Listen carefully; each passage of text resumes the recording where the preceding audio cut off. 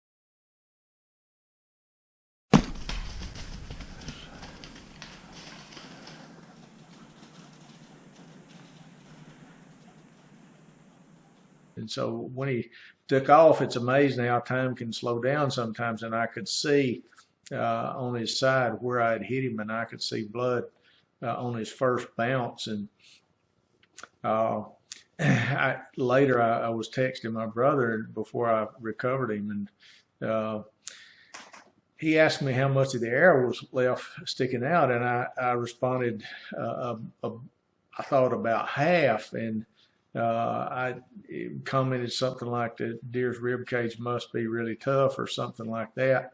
But in reality, I found later that the arrow went almost to the feathers, and the broadhead lodged in the far shoulder. And on his first bounce, he broke the arrow about an inch above the broadhead, and I think it kind of started coming out almost immediately.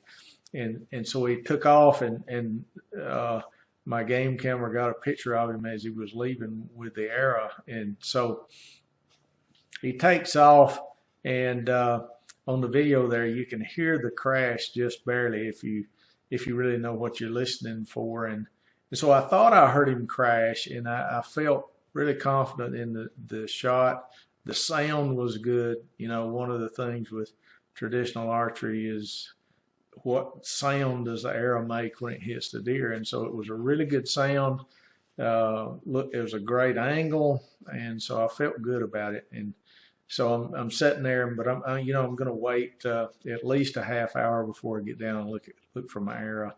And so I'm sitting there waiting, and I eventually get down and I go over and about 5 or 6 feet from where he was standing when I shot him, was already getting a good blood trail. And so I felt good then, and went out there a little ways, and I found the arrow, and there was no smell or anything on it. Good color, and I kept going.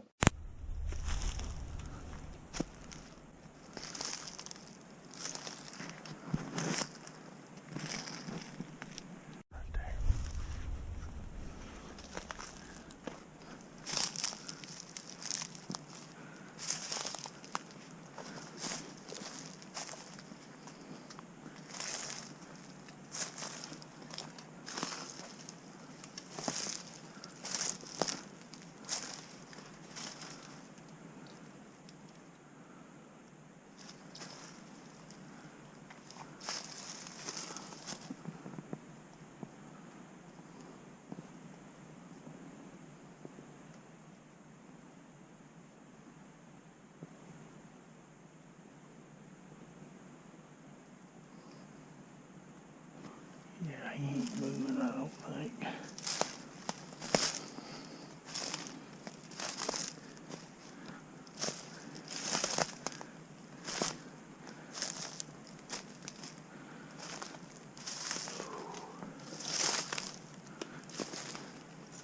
Thank you, Lord.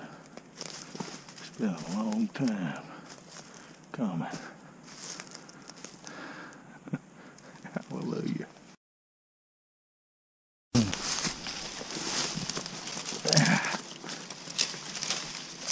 Oh, man.